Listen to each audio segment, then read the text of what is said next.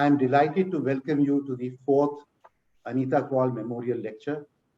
Unfortunately, due to COVID, we had to skip the lecture event last year.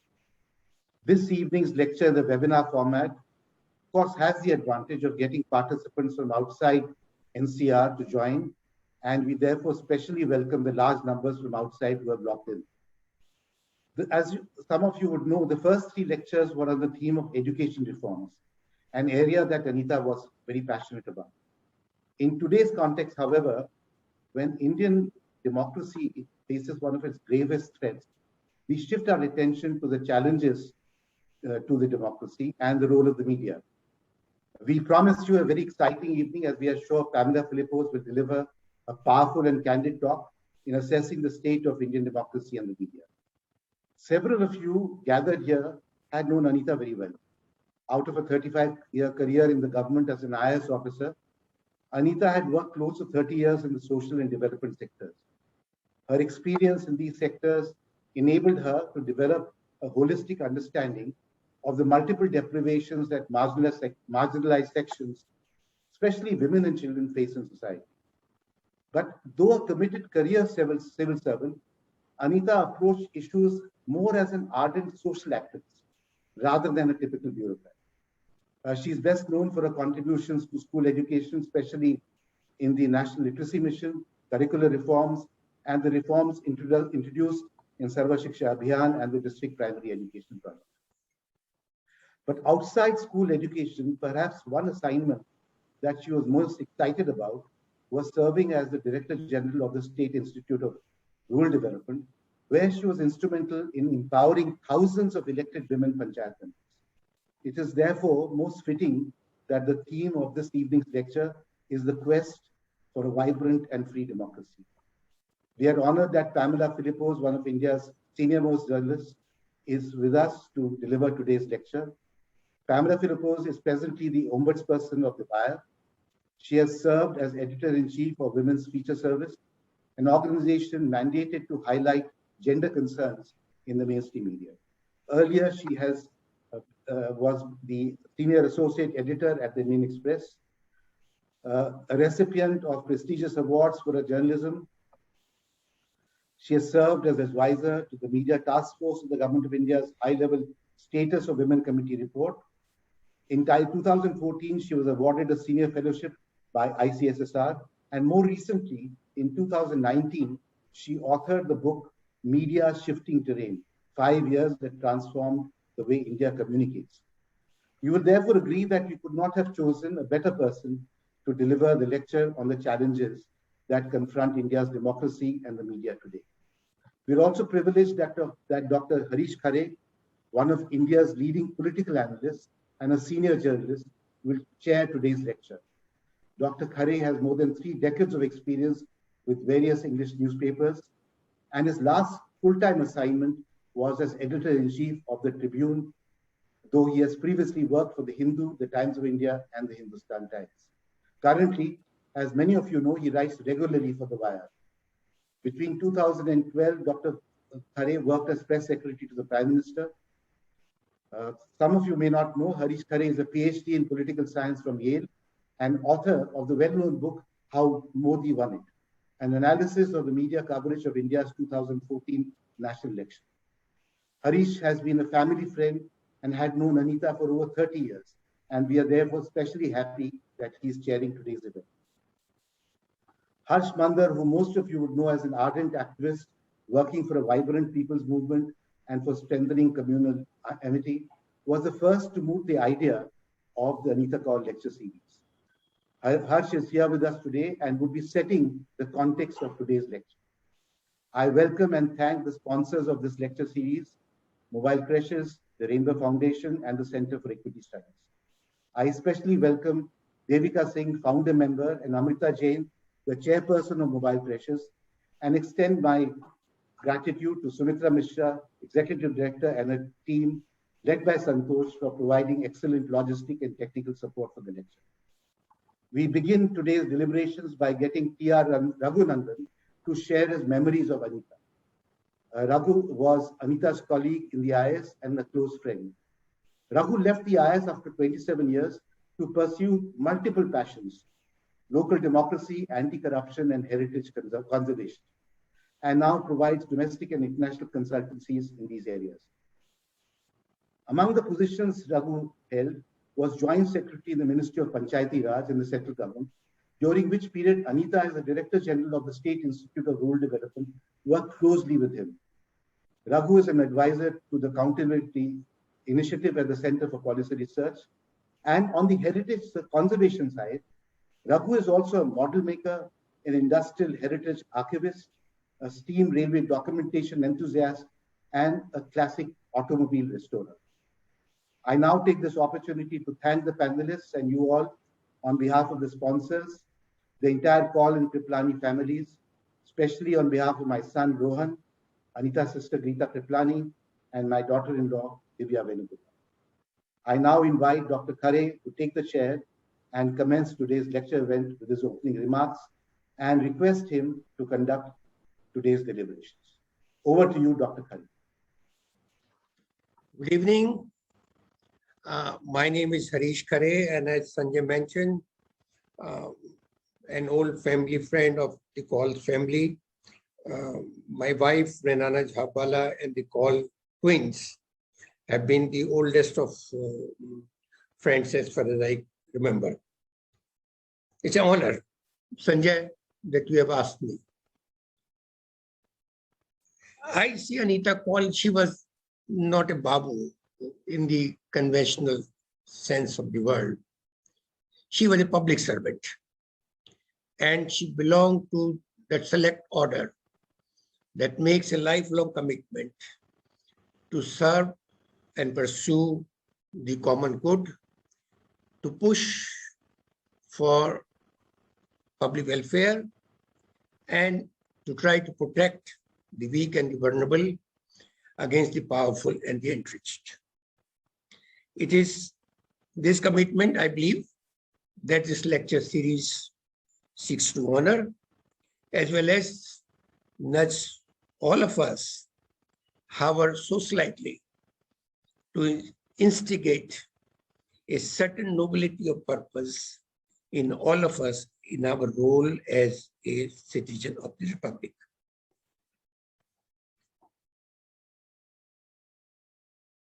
Sanjay has already introduced this evening's talk.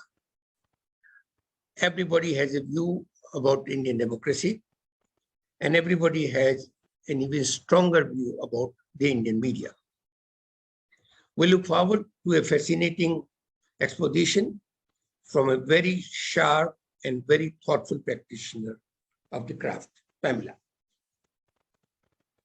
Before I invite Mr. Raghunandan to share memories of Anita Kaul, I do wish to make a full and complete disclosure. My brief as a chair this evening has been spelled out by the Kaul family and the organizers as that I'm expected to ensure that the speakers do not overstay their allotted time. I intend to do nothing of the sort.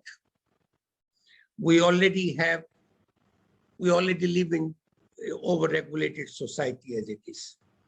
I shall be content to leave it to the speakers on good sense to abide by the organizers' prescribed time limit.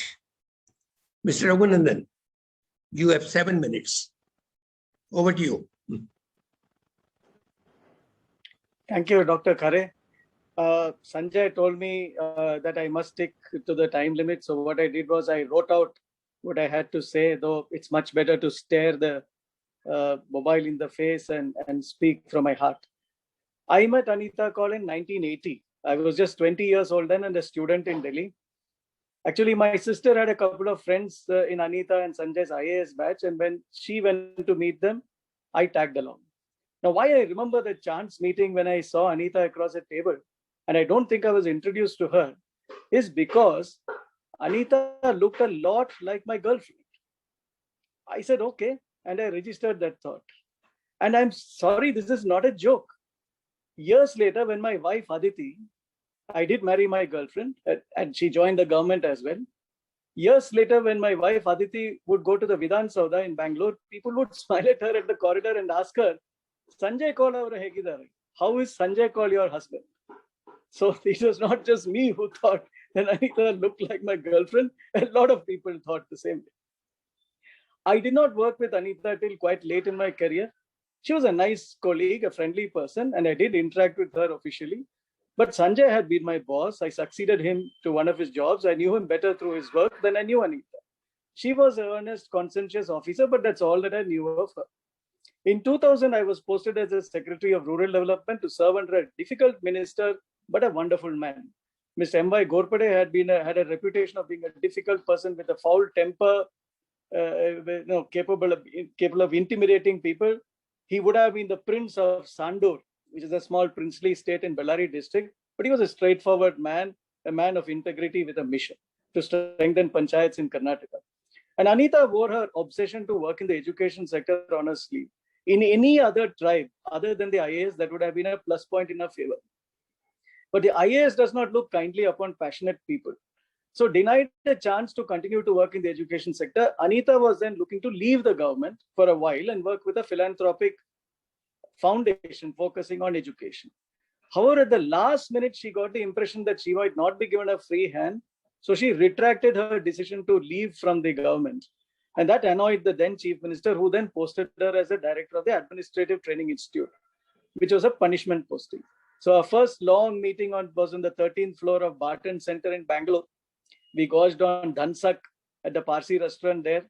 She lit up a cigarette and laid out her plans for energizing the State Institute of Rural Development. And the next 4 years were some of the best of my professional life. Anita went from being just a colleague to a mentor, to an inspiration, to a stern critic, to a taskmaster, and then ended up as an everlasting friend. I suppose I will write some day about those days of design workshops, of working till 1 a.m., of traveling by train across the whole of Karnataka with our team and with Anita, speaking to officers, visiting panchayats, monitoring training programs, and then the long conversations where we unwound after dinner in a darkened train coach as the train sped through the countryside. Now, I've rarely seen a policymaker as good as Anita. The IAS brings to mind this macho image of a Rambo, district collector. And this is an artificially propped up myth, the one of the infallible DC. Unfortunately, many people begin to live this myth their entire lives. And there can be nothing more pathetic than a senior government secretary in the government of India who still thinks in the past, seeing things through their rose-tinted spectacles, and they make for lousy policy makers. Anita wasn't like that. She once confessed that she used to try to fit into that Rambo image, but I could never imagine that she could even have tried once. So it was fascinating to see how Anita worked. Her leadership style was very unobtrusive. I would walk into her room and she would break into a trademark smile. Then she would look warily out of the window to see if nobody was watching, and she would have a quick cigarette. And then she would get down to work. Her training design workshops are master classes in inquiry. She worked on this large blackboard, and she would keep on writing while we unburdened ourselves of our weighty opinions. And she wrote in a spindly handwriting, very legible. She would rarely speak. And as we looked at the board, the patterns in our discussions would become clear, and that would guide further discussions. Sometimes it took 12 hours for that board to be filled up in a spindly hand. But at the end of the day or in the early hours of the morning, we had our design ready. We could photograph that board, and that was the policy. She was also one of the most democratic people I have seen. She had her inflexible ideological positions and she did not compromise on them. Good for her. But at the end of the day, she left us all convinced that she had taken all our views and incorporated them into what she was doing. Whatever Anita did, we all owned it. She had a superlative knack for putting together teams of people. And she had a wide array of eclectic friends. She drew upon these reserves of creativity with friends drawn from outside the service, and her friends ultimately became my fast friends too. But this yo-yoing between the demands of the secretariat, dealing with the creative energy triggered by Anita, was not without its downside. So one particular hectic day, I woke up in the SIRD hostel, not knowing where I was. So Anita's reaction to my complete disorientation was to pack me into an ambulance and rush me off to Nimhans in Bangalore, where I was subjected to a brain scan. So the doctor said it was a mild ischemia caused by lack of rest and tension. And when I told Anita this, she said, well, at least now I know that you have a brain. And that was her comment. And we got back to work as soon as I was well enough. Yet for all her drive, Anita shrank back from being visible as a leader. She would keep telling me, and she was very obstinate. She would tell me, you speak better Kannada than I. You go on air and answer questions on the satellite-based program and so on and so forth. That's how she operated in all her assignments, by leading from behind. So after 4 years of this gloriously happy roller coaster ride working with Anita, we both moved to Delhi. I remember at a send-off in Bangalore, I spoke at length about how much I admired her, and her return speech was very simple and to the point. She said, Raghu, you are impossible. And then we all broke into laughter. So I moved to Delhi to the newly formed Ministry of Panchayati Raj, and the old firm resumed work. Anita was then working in the NCRT, where she worked on the National Curriculum Framework. And that document was such a far-reaching document. It had Anita Kaul stamped all over it. She asked me to write up bits about Panchayati Raj, which I did with glee. And she put a lot of that into a civics framework. And then, of course, whenever the fancy struck me, I would pick up the phone. I would call her, and her familiar nasal voice was always reassuring. Why don't you come over for dinner, she would say. And that was an invitation I never refused. So sitting around the custom-made dining table, have you sat at the dining table at Sanjay's house? They're very small, very low, and very comfortable chairs there. And then we would reminisce about the SIRD days, have chats with Sanjay, Rohan, and Geeta, and dream of the future. What will you do after retirement? I once asked Anita Kaul, and she said, I will get an Irish setter. So I said, well, why not now? I mean, there's no appropriate time to get a dog. She said, no, only after I retired. She was ever the perfectionist who would not relax till the day's work was done. So if one looks back on Anita's life, one reflects on many aspects, not only about an individual, but about the system for which she worked. She did gather a few bad confidential reports along the way. And once she told me with a shade of disappointment in her voice that she was just one confidential report away from not being empaneled as an additional secretary. In a system that worships quick fixes, mirages of performance, and macho attitudes, Anita's meticulousness, fearlessness, kindliness was inappropriate. I was so upset when she told me this. But I think the country must be glad that someone disregarded these breathtakingly wrong bad assessments and took Anita to the highest levels of the government. The lives of countless lakhs of people have been changed by what Anita did, by her writing up the RTE, by her work in the Ministry of Law and Justice. And those who thought that she didn't fit, they're all forgotten. She will forever live in the policies that she crafted and piloted. The other day, Sanjay told me that if Anita was around, she would have been on the streets fighting for the rights of people. I often, even today, have imaginary conversations with her and sometimes fights too. We did not agree on some things, and given the fact that I did take a political position for some time, I can well imagine that we would have had our noisy differences even today. We last met at a conference in Kerala. As I saw her familiar face, I broke into a silly grin. I ran towards her and reached out to her hand. And she frowned. She knocked back my hand and she gave me a bear hug. And then a few years back, when Accountability Initiative launched the Paisa for Panchayats report in Delhi, I saw that familiar face in the back row of the auditorium. I waved out to Anita. I waved out saying that we would catch up afterwards. That's what my eyes told her. But when my presentations were finished, she was nowhere in sight, And I had another appointment and I left. That's what the SMS from her said. Her SMS said, let's catch up somewhere else. I miss Anita, I miss the old days. I miss the arguments. I miss the happiness of the exhaustion of working with her. It's far removed from the dull pain that one experiences today when you look around the situation around us. And then I console myself and tell myself, yes, like your last SMS, let's catch up somewhere else. Thank you very much for this opportunity to speak about a dear friend. Thank you, Mr. Abhinandan. That was very moving. It's now pleasure to ask and request Mr. Harsh Manda. He's all of us are great admirers of Mr. Manda, his activism, his passion, and his sincerity. And we look forward to his observations on the relevance of the topic today. Mr. Manda. Thank you so much, Dr. Khare. This is the fourth lecture, and it's always a moment of both sadness and pride coming together. Raghunandan spoke so eloquently about Anita, and I think all of us who knew her echoed his every sentiment.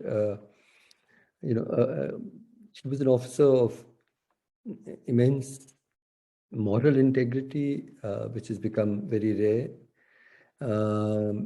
Passion for the most disadvantaged,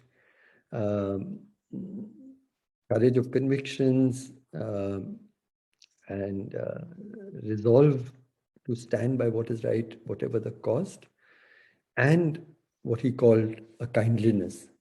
And I am privileged to have been both a friend and worked with her in different capacities. As a district collector during the literacy campaign was one of the finest memories that I carry of my years in the district. But also in the work around recognizing homeless street children as children who the state owes responsibilities to, and the whole design of the right to education to include the disadvantaged child.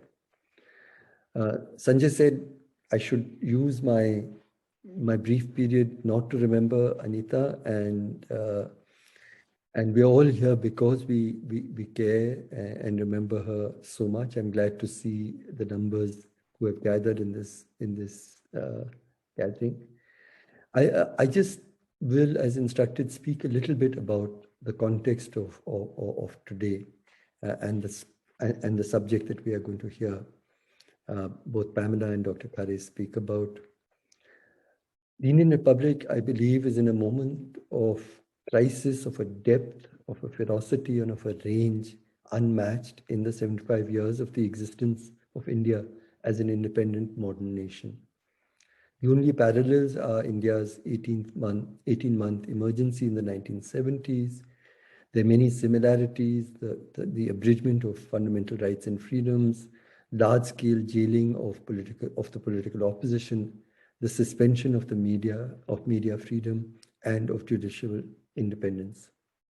All of these we see in India of today in what may be described as an undeclared emergency. But because it is undeclared, it is in some ways more sinister. Unlike the earlier emergency, this has no end date. It has a much wider, deeper social base, which we must recognize. It is characterized by runaway crony capitalism.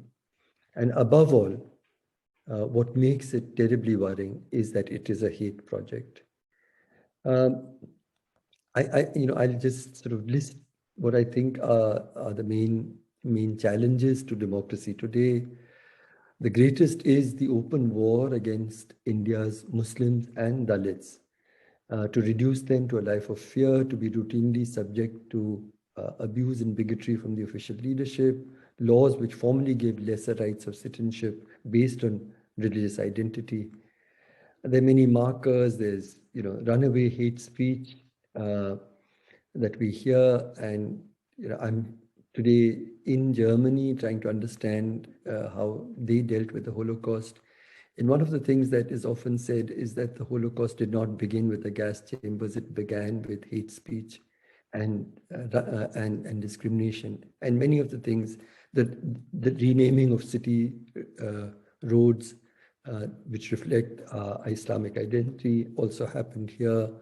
The so-called love jihad laws have alarming echoes with the Nuremberg laws. We see also the project of lynching. We see gang rapes with no justice of teenage Dalit girls. We saw the citizenship project, the NRC in CA, and a formal process by law of different rights to citizenship based on your religious identity. We're seeing the breakdown of all institutions critical to a democracy, but also this enables the jailing and targeting of dissidents, charging them with the gravest terror crimes or crimes of very serious financial nature that could lead, if proved, to sending people to prison for the rest of their lives. We're seeing what I would describe as a war against informal labor, which was particularly evident in the lockdown. And finally, I repeat, the breakdown of all institutions critical to a democracy. We see the weakening of the higher judiciary in its defense of both freedoms and minorities. We see a complete decline in the Election Commission and what it stood for. We see a near collapse of the higher civil services, and here it's particularly important to remember what a civil servant like Anita Kaul could accomplish. And of course, we see the media. And therefore, it is fitting when we talk today and we're listening to two of our finest minds and hearts in the media, Pamela, who's very, very special in the person she is, but also in the journalist she has been for decades, and I think we would want to hear from her, why the media has completely failed, except with a few exceptions like the Wire, the Scroll, to uphold and defend India's democracy, India's minorities, India's dissidents, India's freedoms. There is no deeper crisis to our democracy that we've seen for 75 years, and all of us need to reflect. And I think Anita would be really happy that we are having this conversation in her memory. Thank you.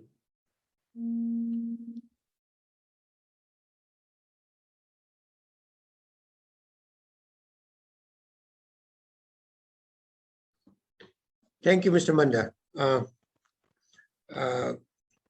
You have a reputation of being loquacious, but today you were extremely pointed and disciplined. I'm very glad. Now, ladies and gentlemen, it's my great pleasure to invite this year's speaker for the Anita Kaul Memorial Lecture, Pamela Philipose, and she is by far the most well-equipped person to undertake the dissection which is needed on this theme which has been given to her.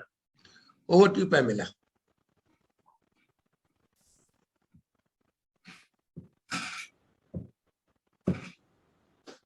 Thank you for inviting me to speak at this very important memorial event.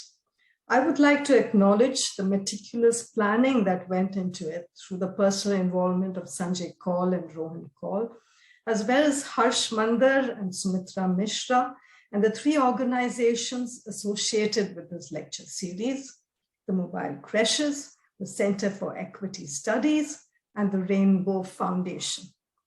I'm grateful to Mr. Harish Khare for his very kind words. He's a hugely respected figure in Indian journalism, and for him agreeing to chair the proceedings.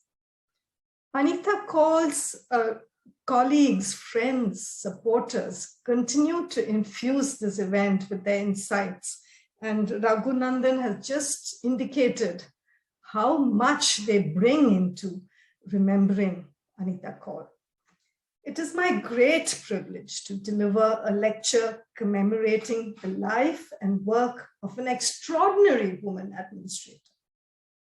Legacies are often formidable constructs, spoken of in sonorous voices, preserved in vaults, even chiseled in marble. What Anita Kaul left behind is less weighty, more ineffable. It does not cling to her person, but is at liberty to touch the lives of others. Its promise is not confined to just her generation, but to generations that follow. There was a certain idea of freedom inherent in her legacy, inherent in that legacy. And I think today we are honored to recall that legacy. There's a remarkable unity to this legacy, whether by intent or happenstance. I suspect it's a bit of both. Anita Kaul helped to shape some of the most significant steps undertaken by the Indian state in the field of education and literacy over 3 decades. A breathtaking spectrum of interventions, bookended by the National Literacy Mission of the late 1980s and the Right to Education Act of 2009. Not having met Anita Kaul, I cannot share with you the many striking aspects of her personality that her friends and colleagues have done. Her struggle to furnish every shred of information and data required to defend the Right to Education Bill. The equal way in which she interacted with children have been recorded. Her faith in constitutional values, in the government schooling system, and above all in the teachers and students within that universe. All of this has been recalled. These memories of others have only deepened the regret in me for not having known her. Yet it struck me nevertheless how in some senses I had indeed met her through her work, which had its impacts on my own. I remember, for instance, reporting from Madhubani, one of the 13 districts in Bihar, where the total literacy campaign of the National Literacy Mission was underway with its idea of reaching out to people through decentralized, local level volunteerism. Its potential, perhaps never realized, of overturning rigid caste class hierarchies became apparent to me during a short visit in 1994. I remember a song that went, Padna likhna seekho, mehnat karne wale. Or when within the tiny hamlets of the Musahar Tolis of Madhubani, one could come across TLC primers. Similarly, when the National Curriculum Framework 2005 became known to the wider public, signaling an incipient hope that the 21st century will see revolutionary changes in Indian schooling, the pedagogic potential of innovative curricula seemed to go beyond the classroom. It made us, as part of the media, question our own sources of knowledge and feel the need to enhance them. This brings me to the way in which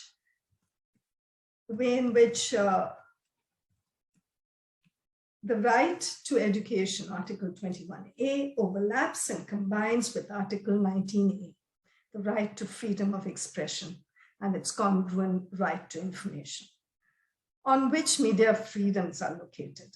Both 21A and 19A are broad rights intrinsic to achieving the full flourishing of life. Both are central to the constitution of the public sphere. Both draw from and contribute to the other. Both have the potential to create conditions for human liberation, and both are foundational to the idea of democracy, not just as an expression of it, but more critically, the realization of it. Did such clarity of thinking manifest itself during the founding moment of the Indian Republic? 3 years before independence, M.N. Roy had brought out a document that he called Constitution of Free India, a draft. It demanded not just the provision for free, compulsory, and secular education for children up to the age of 14, it guaranteed freedom of press and speech to all but the enemies of the people. How enemies of the people were to be categorized was left undefined. M.N. Roy was not among the 374 men and 15 women who were part of the Constituent Assembly deliberations. Yet one of them, K.T. Shah, envisaged a formulation of freedom of speech at its broadest when he demanded that the Constitution in the making guarantee freedom of speech and expression, and that's within quotes, freedom of speech and expression of thought and worship of press and publication. Within a compact framework, these words yoke together the right to education and freedom of expression, the right to a secular society, and the right to a free media. That this remarkable formulation did not make it into the Constitution is entirely India's loss. A decade and a half later, Paulo Freire, the Brazilian philosopher of education, set out to explain what he saw was a true quest of schooling. This was not just about the three walls of reading, writing, and arithmetic. This is not about molding minds and bodies for jobs in a market-driven economic order. Freire perceived school education as a force to create the ability in young people to make choices, not just within the personal sphere, but the public one. It was to be a driver of their capacities to imagine a better life, not just for themselves, but for others. It was to equip them with the power to resist not just their immediate oppression, but the ideology of the oppressor. For Freire, education was a gateway to all other human rights. It strikes me that the template Freire offers for effective schooling, the template he offers could in many ways serve as a roadmap for credible journalism. A simple experiment of replacing the word education in some of his formulations with the word journalism would explain what I mean. Somewhere he says, there is no such thing as a neutral education. Education either functions as an instrument to bring about conformity or freedom. If it now reads, there is no such thing as neutral journalism, journalism either functions as an instrument to bring about conformity or freedom, you immediately get an understanding of what meaningful journalism is.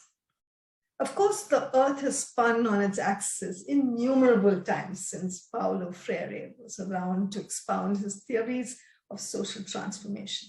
The public sphere that Jürgen Habermas put out in his 1962 work, The Structural Transformation of the Public Sphere, was envisaged as, and I open quotes, realm of our social life in which something approaching public opinion can be formed. Access is guaranteed to all citizens, close quote.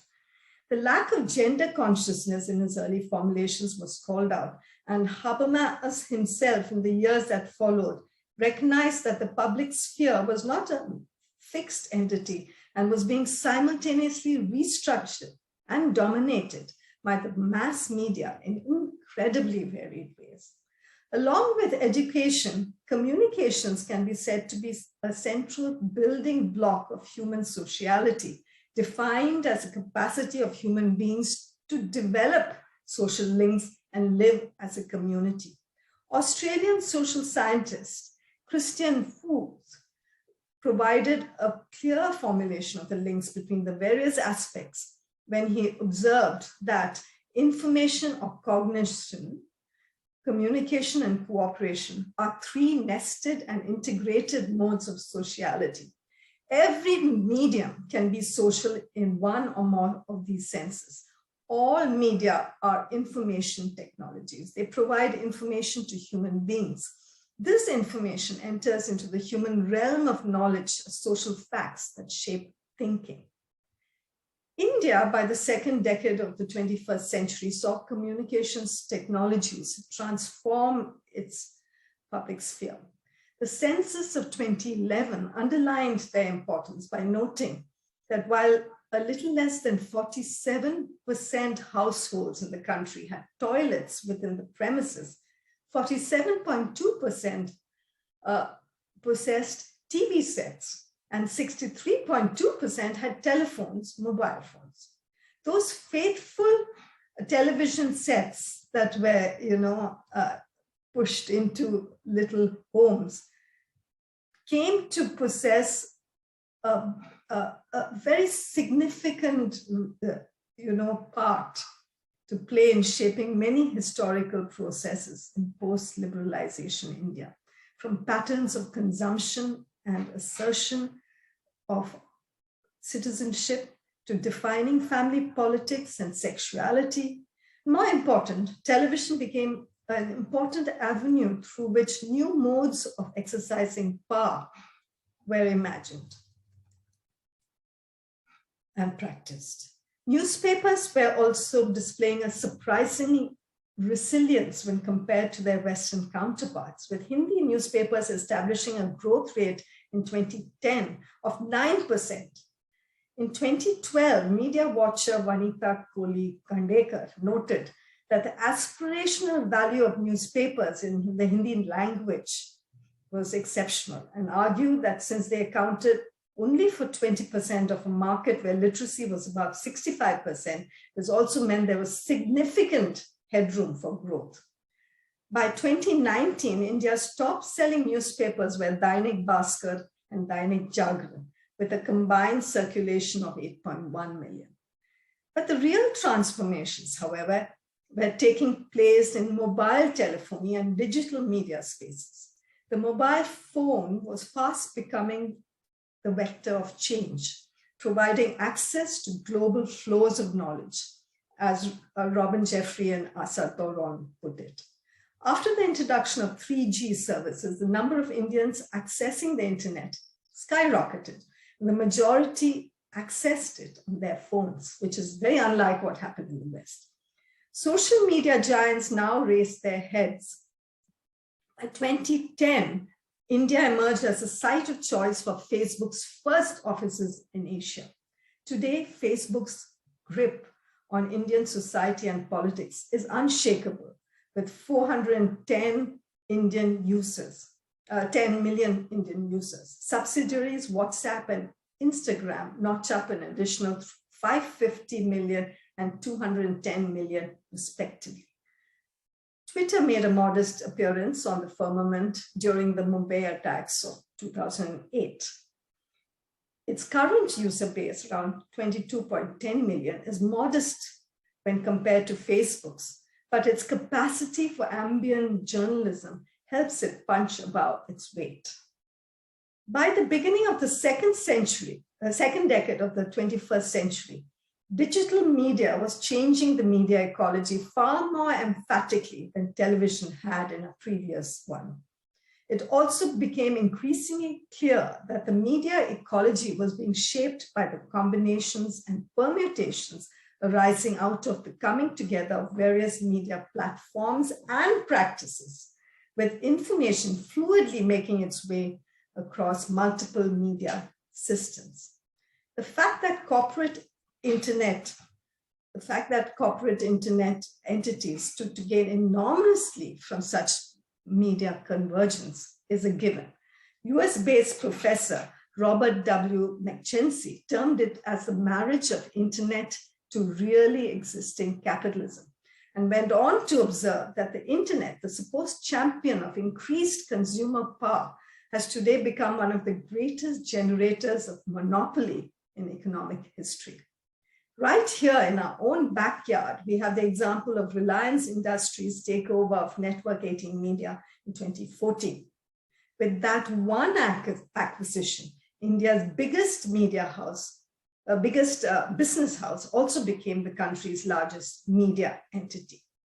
Media convergence and the rise of media monopolies had serious repercussions for unbiased media, for freedom of expression, and the socialization of young Indians. A striking aspect of India's youth cohort emerging from the liberalization years was their immersion in the market economy, causing one observer to note that while the youth growing up in a media-saturated environment in the West half a century earlier had successfully rebelled out from their parents' generation. But the youth in Asia, influenced by the marketing strategies of the globalized media, are in the process of rebelling into the middle class. In fact, they are being transformed by the agency of a powerful and persuasive advertising industry, and the media in general is creating aggressive consumers. All this has significant consequences for Indian democracy, especially when you consider that the media have always constituted a major site on which the Indian nation state has been imagined and contested, and where power is made legitimate. The challenges to Indian democracy are manifold, and disparities and divides among people are growing by the day.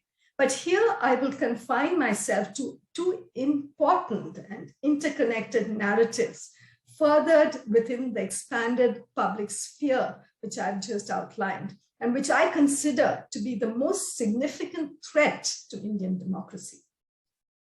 The cult building of the Prime Minister's persona and the bolstering of ethnic nationalism through the amplification of the anti-Muslim rhetoric. Harsh talked about it, and I would like to look at it a little more closely. Some months ago, the Sweden-based VDEM Institute used a composite index of 5 principles of democracy and characterized India under Prime Minister Narendra Modi as an electoral autocracy rather than a democracy. In its assessment, it noted the quality of critical formal institutions, notably the Election Commission of India, has also raised sharp concern. 2 general elections, the first of 2014 that brought Modi to power, and the second in 2019, which reinforced his position in power immeasurably, have been used as pathways to authoritarian rule. The media played a central role in both victories. 2014 first saw the BJP amass a formidable assemblage of new media technologies, platforms, and formats. It gained the support of innumerable mainstream media houses. Co-terminus with the control over mainstream media, the BJP was able to harness the power of large social media platforms like Facebook, Twitter, and Instagram to assist in the propagation of its messages. The role of innumerable social media trolls cultivated by the party as amplifiers and influencers should also not be forgotten. The combined messaging of these varied entities and actors helped to project Modi as both necessary for the country and politically invincible, a phenomenon that media academics have termed as the logic of mediated populism. By 2019, the Modi media machinery had acquired both heft and finesse. WhatsApp, which had not been used in the 2014 polls, now had 200 million users in India. The party had set up lakhs of pro-Modi WhatsApp groups across the country in the preceding 5 years, each in close touch with the other. In his book, How Modi Won India 2019, Rajdeep Sardesai writes about what a young BJP social media volunteer revealed to him. Modi's image was boosted and Rahul Gandhi's taken down through a specially constituted ecosystem, which included Twitter handles, Facebook pages, websites, TV channels, WhatsApp, Facebook groups, all acting in tandem. Apart from this, there was the personalized apps to project the Prime Minister to be. The Namo app, introduced in 2014 as a platform for volunteers to receive messages directly for him, was rejigged for wider application a year after he came to power, and was even offered as a pre-installed app on the Reliance Jio mobile phone. The multiplier effect of this was marked. Content from this app made its way into all manner of Facebook and WhatsApp accounts, getting tweeted and Instagrammed widely, yet no fact-checking went into its content, and it became a fount of communal propaganda and fake news. Before the 2019 general election, a private news channel by the name of Namo TV, focusing only on Modi, came to be beamed into houses through direct-to-home service providers. Despite complaints from opposition, it remained in circulation until the elections, after which it disappeared as mysteriously as it had appeared, with the Election Commission apparently incapable of taking action. At the center of this assemblage was the Modi figure, which towered over the party. Cults thrive once ordinary people begin to implicitly believe in the powers they invest the leader with, and they are loath to question that perception, even when confronted with evidence to the contrary. Such figures, once established, take control of the state apparatus, instrumentalize the police, pressurize the judiciary to fall in line, crack down on progressive civil and political forces within society, stamp out intellectual life, and create conditions for further electoral victories. The crackdown on university students or the repressive treatment accorded to human rights activists and defenders, the Delhi riots case of Bhima Koregaon, are all evidence of this growing mediatized authoritarianism at the highest level. This also means that elections are being hollowed out by a combination of money and media, rendering the right to equal representation and equal participation in the democratic process through free and fair elections infructuous. The second major narrative, that of bolstering the Hindutva brand of ethnic nationalism, drew from and fed into the first. It was based on the Savarkarite ideology of Hindu unity that seeks to target as non-Indian all those who are not Hindu, especially the Muslim.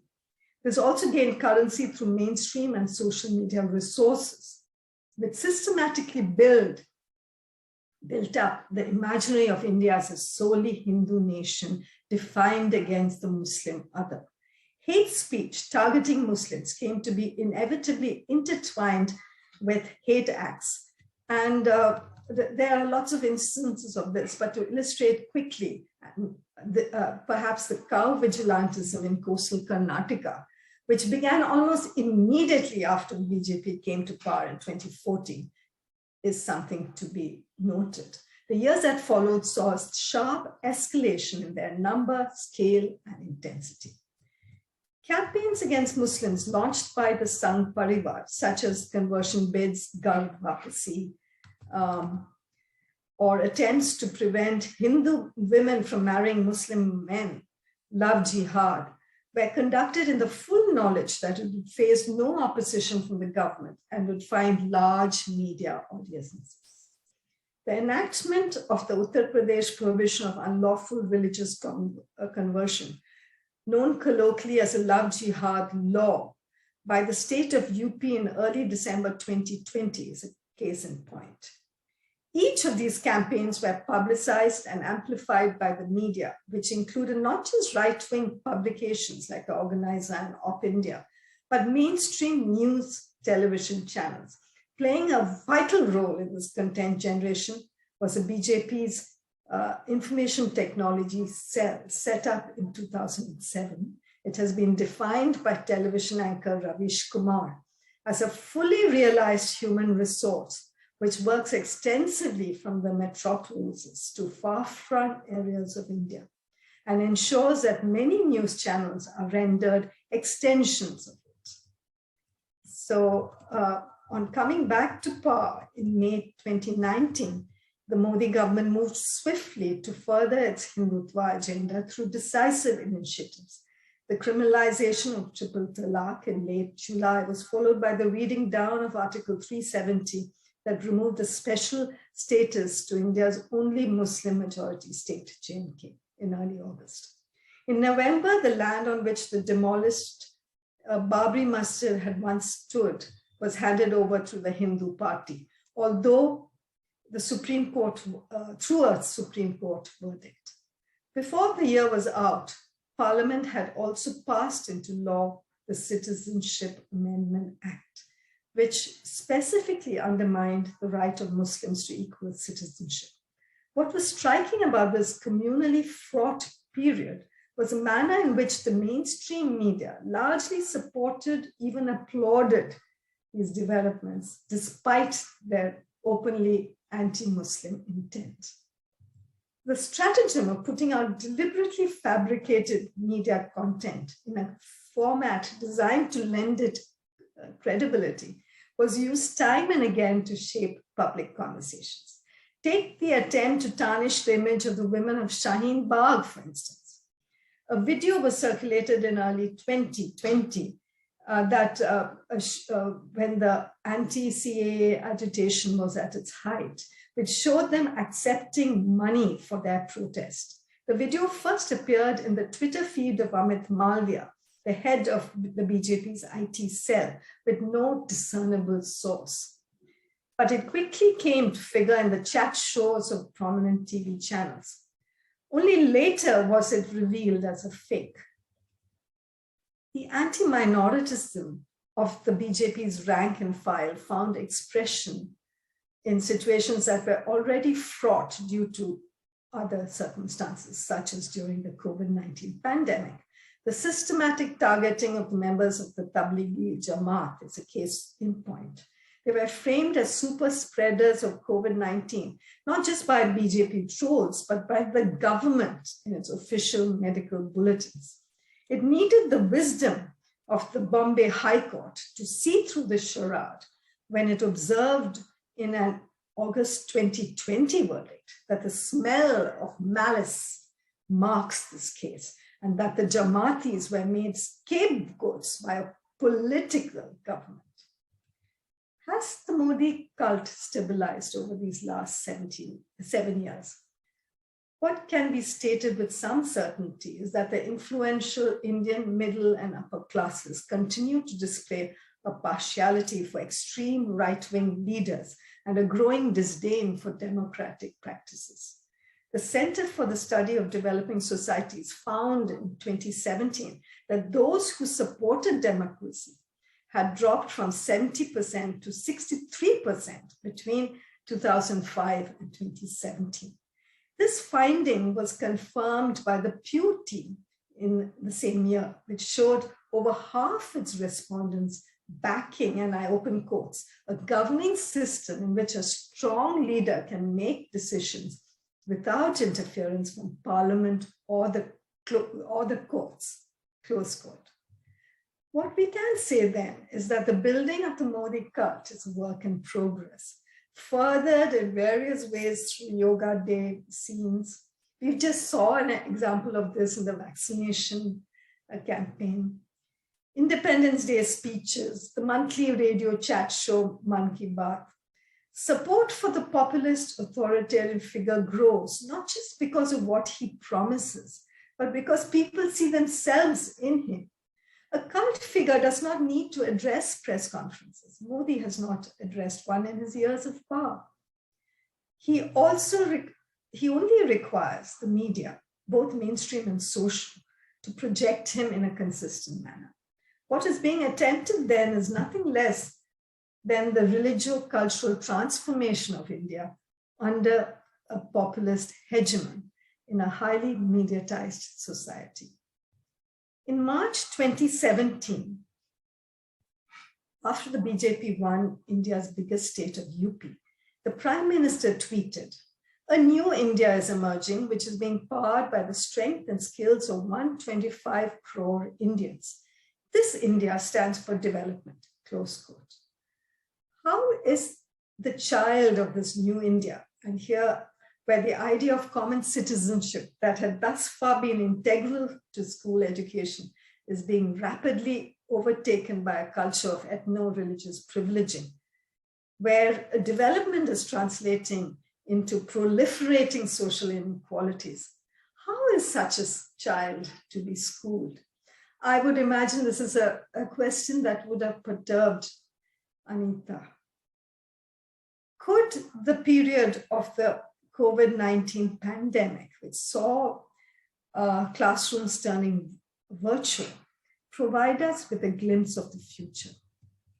The new Education Policy 2020, brought out by the Center during the first wave of the pandemic, flagged two important shifts. First, there was strong weightage now given to a skilled workshop and gainful employment, where the acquisition of skill sets rather than holistic learning is the expected outcome. Second, there's a new emphasis on the online modes of both teaching and learning. The pandemic demonstrated how virtual classes literally meant locking out millions of children from school. Just one piece of data from the emergency report of school education based on an August 2021 survey graphically illustrates this. Only 8% of rural children attended online classes, and the learning outcomes of even the small cohort was patchy at best. The clamor for what is known as EdTech is now fueling a gold rush. Online education always had its votaries, But the pandemic has given them an opportunity to emerge as saviors, even as they cashed in on the situation. A recent news report indicated that during the first 9 pandemic months of 2021, the EdTech sector saw mergers and acquisitions worth more than, hold your breath, $3.25 billion.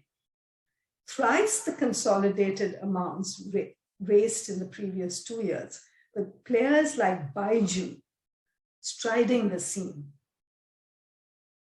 A decade and a half ago, educationist Krishna Kumar had actually weighed in on the dangers of this trend in a short essay entitled Computers and Children. He recognized, of course, the excitement and the interactive potential of education with the help of computers, but argued that such learning cannot be a substitute for interacting with the actual world and the objects within it. The question is, are we left with a choice of the way we allow EdTech to enter the classroom, our classrooms?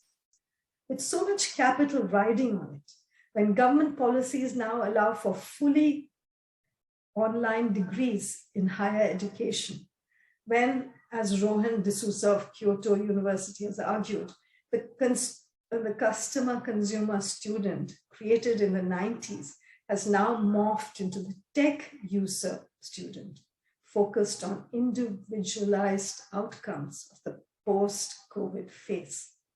It seems the choice has already been made, friends. The cascading costs of exclusion for those out of the network translates into nothing less than non-personhood, even as those studying within the filter bubble provided by EdTech also stand deprived. They stand deprived, certainly, of the broader humanizing spaces of life and society. Both categories are mal-educated in their different ways and are ill-equipped to contribute towards making India a functioning, sustainable democracy. Thank you for your patience in listening to me. Thank you, Pamela. That was wonderful. Listening to you, I feel myself totally inadequate to perform the role today because I am not part of those 410 million Indians who are on the Facebook. So maybe I'm not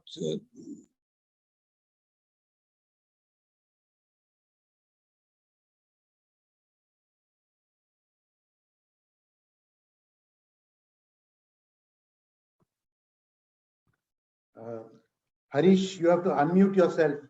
Harish, please unmute yourself. you. Yeah, you're fine. You're fine now. Okay.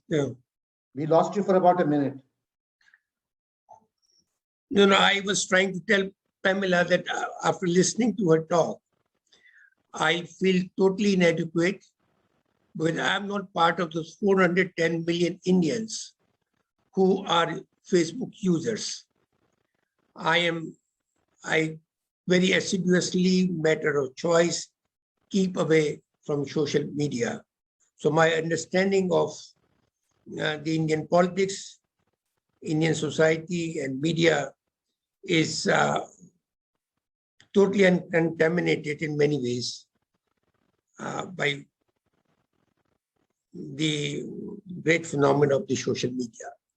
But thank you again, Pamela, for a very excellent meditation, I should say, on a very complex and complicated subject. The Indian democracy is indeed a very difficult animal to pin down. And the Indian media is an increasingly elusive beast.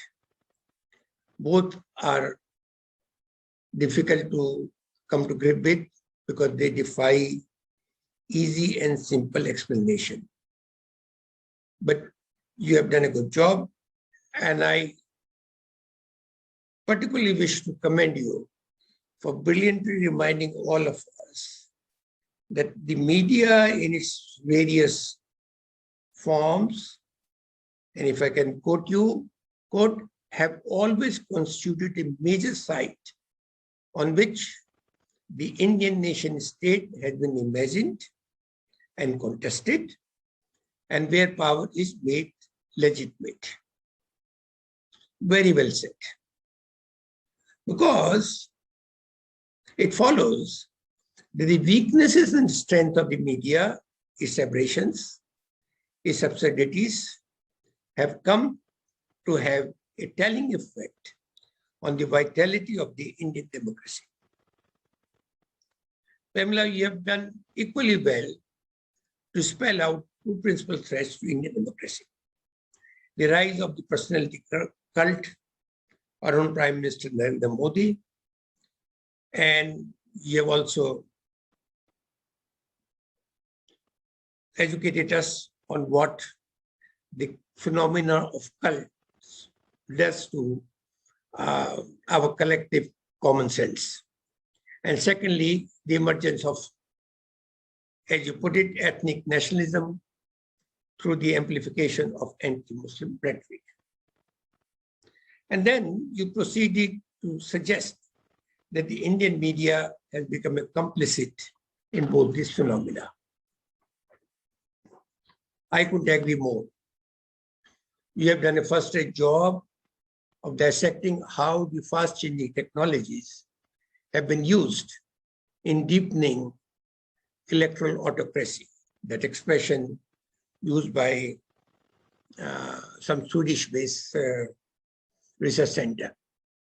A very eloquent and evocative phrase, I must say. The picture you draw of mediated authoritarianism at the highest level, unquote, is indeed deeply distressing and disturbing, both for the media and for the Indian democracy. No reasonable person would have any reason to disagree with you of this indictment. However, the question that all of us will continue to grapple with is this, in my view. Is this trend reversible or irreversible? If it is reversible, then what it will take to reclaim the republic? Let me rephrase our current dilemma. The primary question, Pamela, that should follow from your erudite exposition, in my view, is this.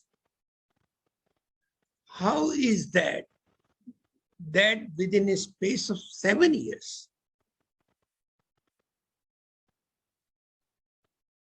all the known props, internally valued, externally serenaded, have these props of a vibrant democracy collapse so spectacularly?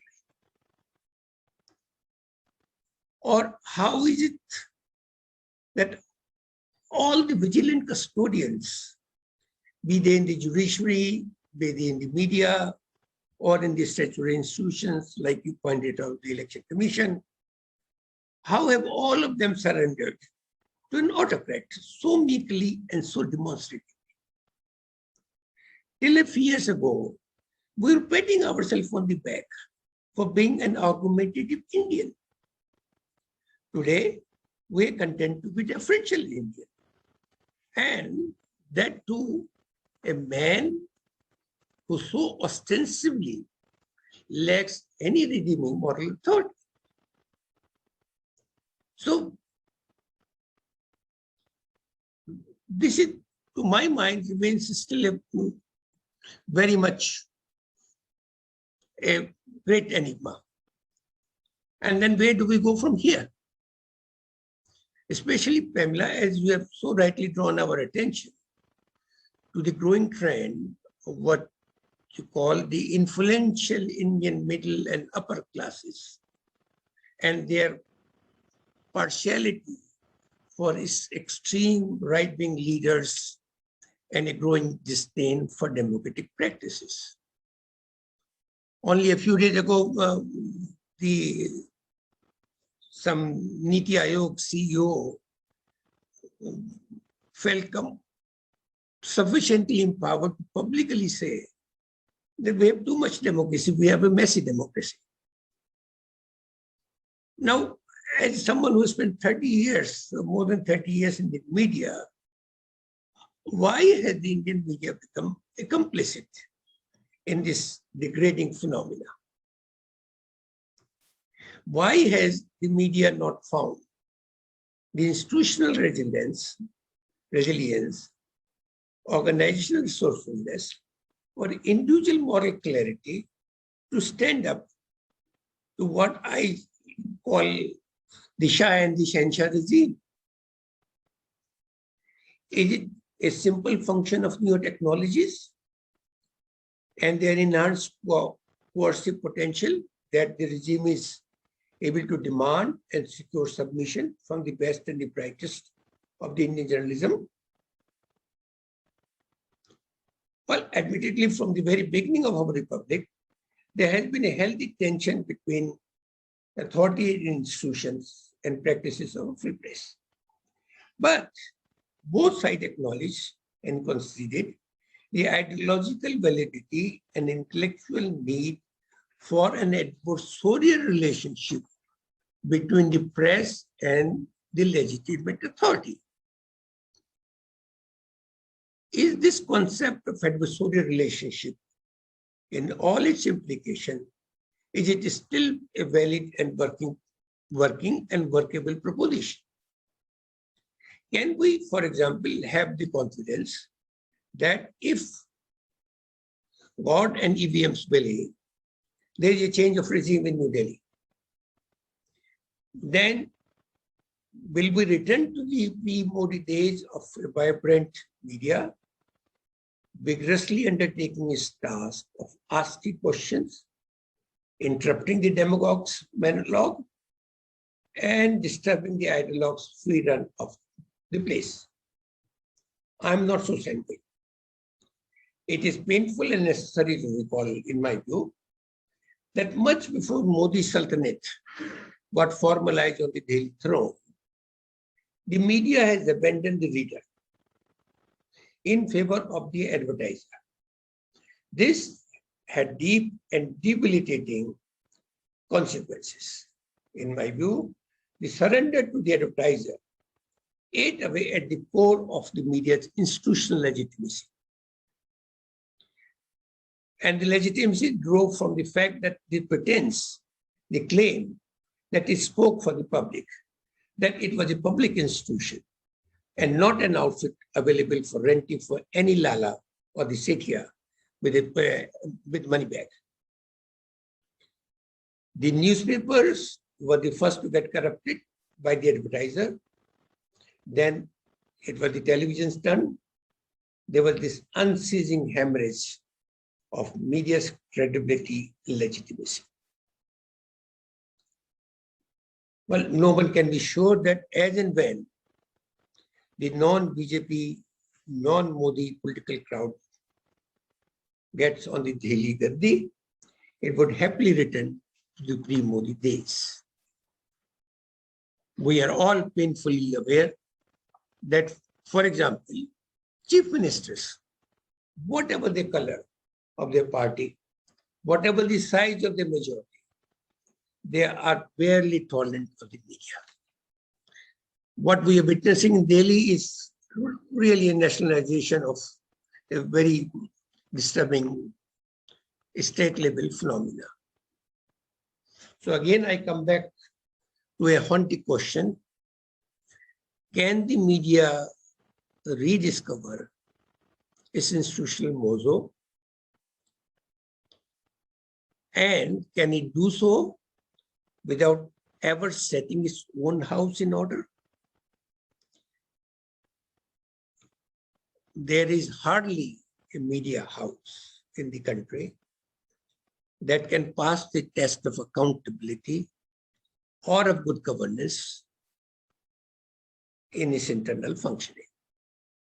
The very norms and practices it insists on demanding from other constitutional stakeholders. Ultimately, I think it boils down to, can non-democratic entities challenge authoritarian personality in regimes? And this is, in my view, the core of the dilemma of Indian democracy and media's role.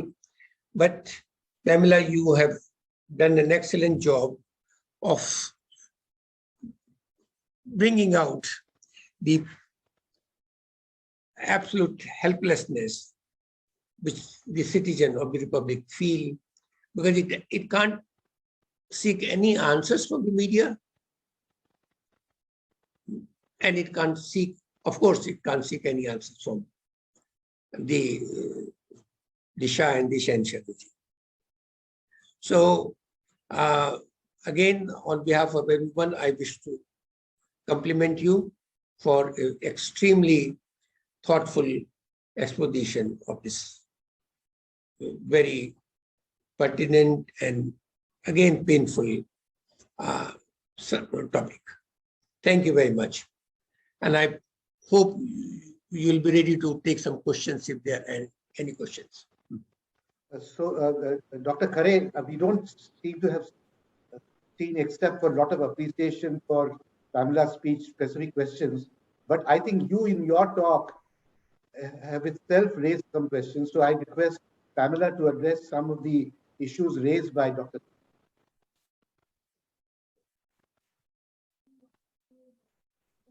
Please unmute yourself, Pamela.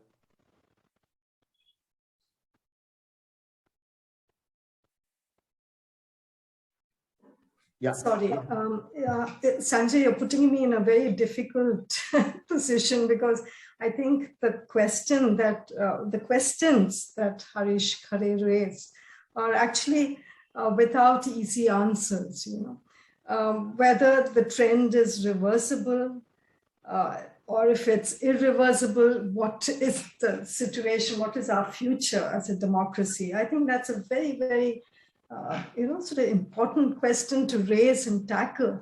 And I think, in a sense, it actually goes back to the earliest efforts of people like Anita Kaul, trying to create a generation that can critically engage with the realities of the day. And so that's where I think the intertwining of education and media exposition is there, and it really is actually so basic that we need a generation of critically engaged children growing up into being critically engaged citizens. And so that's why there is a unity about our discussion today, because it is actually a circular kind of phenomenon we are dealing with. The point is that the whole notion of democracy is being hollowed out because, like, I think, who was it who said there's too much democracy? The person from the Niti Aayog said there's too much. He must have meant it inadvertently, but still it was a very, very apt kind of formulation that emerged, because the government of the day and people in power, I don't want to focus only on the government of the day, because that gives the impression that everything was hunky-dory before this. But that wasn't the case. So let's also recognize that the government of the day has actually only built and deepened certain tendencies within the system that others before them had already begun. It was a project that actually we are seeing it being played out. So I think that's important to note.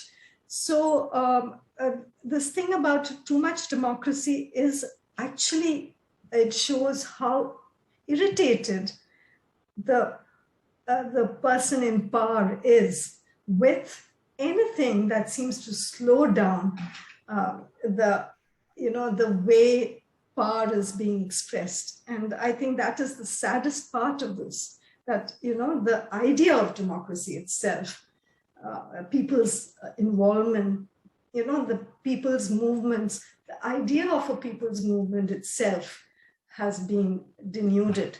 And I think the last people's movement we had was India Against Corruption. And we saw that it actually delivered the BJP to us. So you could see that even in these so-called people's movements, there are very massive interests working behind the scenes. And I think here one has to acknowledge the importance of the RSS as the engine room of the ideology of the day, and how the RSS, with its 9-decade, unbroken sense of belonging and staying on, it was the one entity that has not been, sort of finished off. It remains, and it is there in the pores of civil society. So, I mean, the ideology we are talking about will not go away so easily unless, of course, the system itself is radically changed. And that's where education has a big role to play.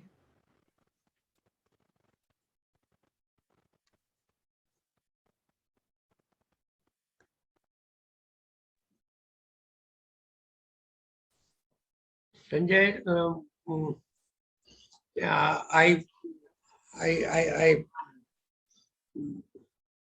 I think Pamela has again come very close to how do we, as a republic and as a democracy, roll back whatever demands the RSS ideology is making on all of us. And perhaps before it goes into another long conversation, I think we need to think smart politics, better politics. I mean, I have always held the RSS ideology has been there for much before we became a republic. But a certain kind of politics kept its check. Why is that we are not able to do that kind of politics? So where the fault lines have emerged, who is responsible for that, all that. What I think we probably needed is a much more vigorous democratic questioning among ourselves of our practices, our, if not motives, our practices. Are we democratic enough to defend democracy? I think that should be my concluding thoughts for the day. Over to you, Sanjay.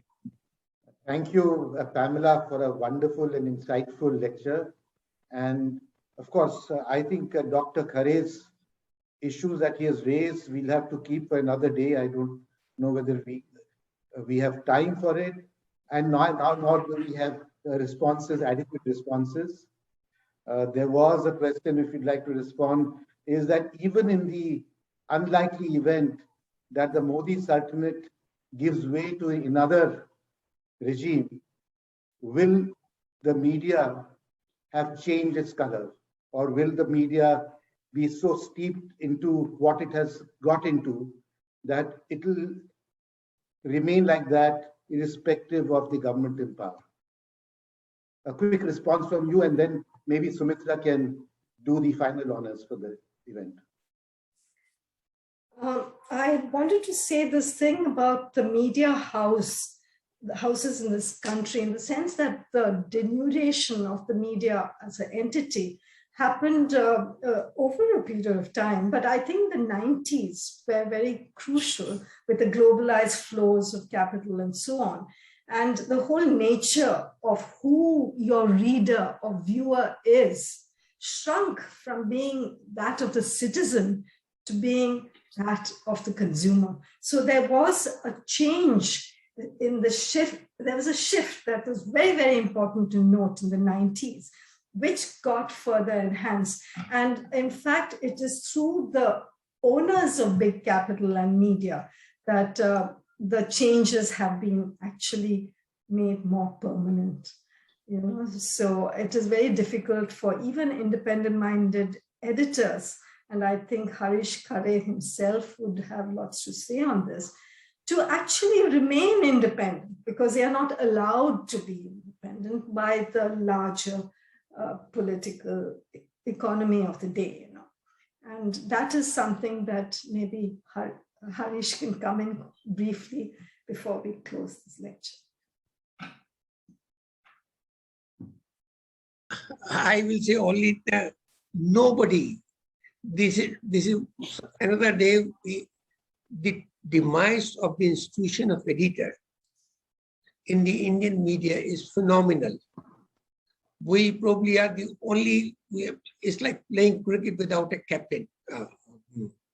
Nobody knows who is controlling who is controlling the flow of bowling, who batting order, bowling order, team selection, who is going to be.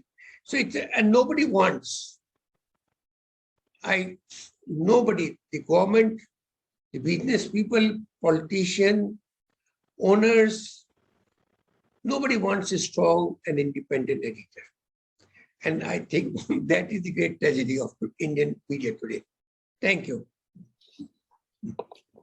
I think, Sumitra, you can now do the final honors.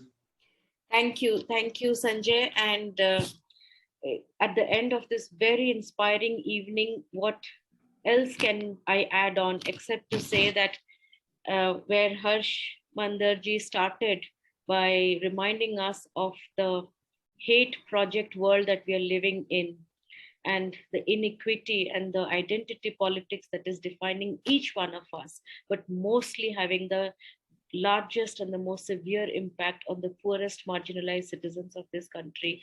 In this world where Pamela has taken us through this whole trajectory of how democracy, media, politics, and capitalism, especially crony capitalism, has played a part in being a disruptor in threatening the moral values based on which our constitution stands, and yet given us some hope how youth across Asia, women of Shaheen Bagh, have stood up and pushed back. And that brings me to Harishji's question of what will it really take to reclaim the space. And there is pessimism, there is dejection. And despite that, I'm reminded of Raghunandan's eloquence and personal touching memory that it takes one person, a fully functional, fully thoughtful, sensitive, visionary, warm human being to be that harbinger of change, to be that agent of change.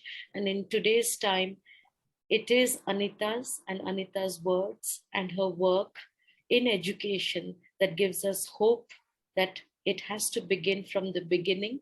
It has to begin from children's minds and their full education as opposed to skilling education, where there is hope for us to rebuild the just and equitable society that we've all imagined, that we all hope for in today's evening and for our future generations. Thank you, everyone. Thank you, Pamela. You must go through some of the comments in the chat box, how important and necessary it has been to air these thoughts in the open space, in a safe space. So thank you for doing that. And Harishji, thank you for being the word of wisdom. Where there is hope, there is also the question of how do we push back? How do we hold on to rebuild those institutions that are dismantling in front of us? Thank you very much, Harishji, for honoring us with your presence and your words for this evening. Harsh, what can I say to thank you, except to say that we stand with you in your hour of courage and in your hour of great despair. We stand with you, the country stands with you, the world stands with you, and we look on to you for hope and to keep the fight going on. Raghunandanji, thank you for bringing out Anita the person to all of us. Anita the fun-loving person to all of us. It was wonderful to see Anita through your eyes. She has so many friends and admirers across the world that each time someone speaks of Anita, you get to learn a little bit more about her. Thank you very much for adding that to our audience today. And finally, thank you to Sanjay, Rohan, and Divya for reminding all of us about Anita, for sharing Anita so generously with this wide community, and for continuing to inspire us through her life journey. Thank you very much for doing this year after year. And I know at a personal level, it must be hard for all of you to remember Anita through so many words and so many voices. But thank you always. My colleagues at Center for Equity Studies, Rainbow Foundation, and Mobile Creches, thank you for being around, not just as a part of organizing an event of this stature, but for continuing to remain committed with the ideals and the vision of what Anita taught us and what the world needs and what our children are looking for us as role models. So thank you all. Have a very nice evening. Enjoy the rest of your weekend. Last tech announcements, we will be sending a full recording of this event to all of you. I have posted the transcript of today's lecture in the chat box. We will also be emailing the paper and the link to all of you. Thank you very much and have a great evening ahead. Thank you, Sumitra, and thank you all again. So we close today's event then. Thank you.